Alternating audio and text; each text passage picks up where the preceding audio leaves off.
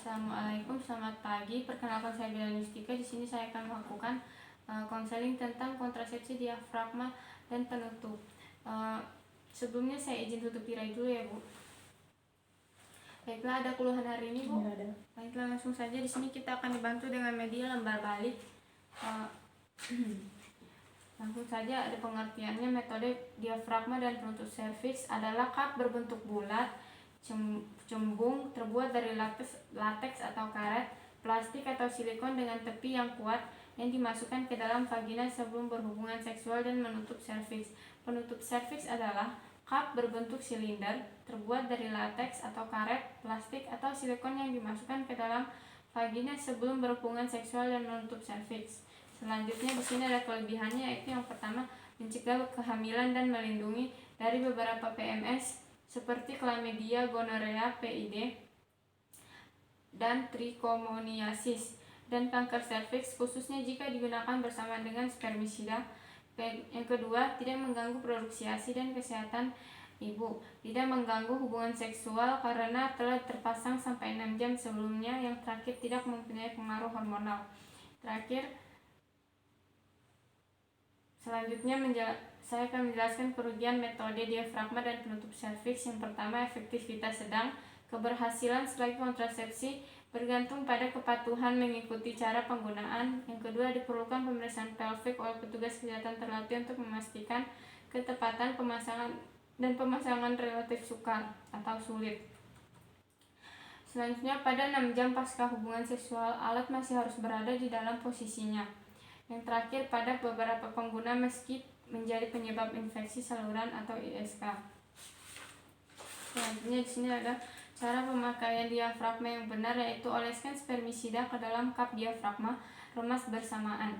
Yang kedua, cuci tangan dan sabun dan air mengalir sebelum memasang diafragma. Yang ketiga, pastikan diafragma tidak berlubang atau rusak, atau tes dengan mengisi diafragma menggunakan air atau lihat menembus cahaya atau tidak, dan perlihatkan serta memerhatikan tanggal kadaluarsa spermisida.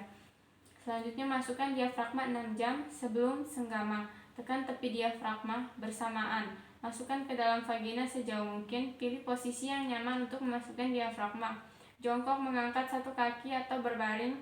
Masukkan jari ke dalam vagina sampai menyentuh serviks. Sarungkan karetnya dan pastikan serviks telah dilindungi.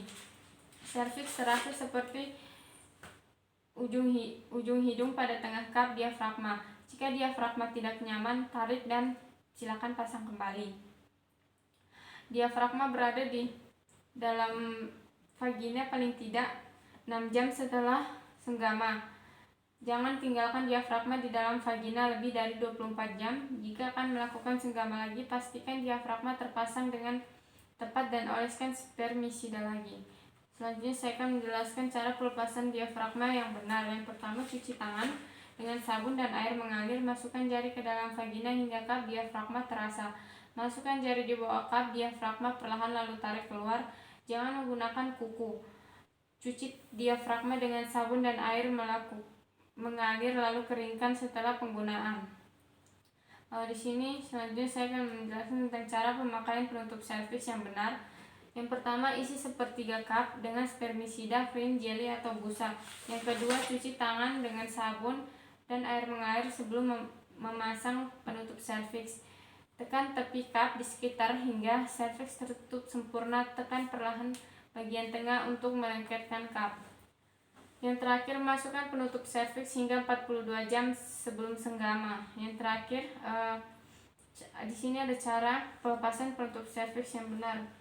Pertama, cuci tangan dengan sabun air mengalir. Lepas penutup serviks paling tidak 6 jam setelah pria ejakulasi terakhir, namun tidak boleh lebih dari 48 jam berada di dalam vagina. Selanjutnya, buka ujung-ujung cup untuk mengendurkan lekatan pada serviks, lalu tarik perlahan keluar vagina.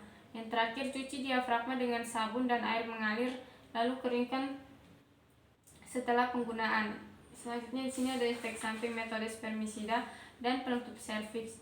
Yang pertama, reaksi alergi dan infeksi saluran kemih. Yang kedua, rasa nyeri tekanan pada kandung kemih atau rektum. Yang terakhir, timbul cairan vagina dan berbau jika dibiarkan lebih dari 24-48 jam. Baiklah Ibu, saya sudah selesai menjelaskan. Apakah ada pertanyaan? Nggak ada. Sudah mengerti semua? Berat. Terima kasih atas kerjasamanya. Saya pamit dulu.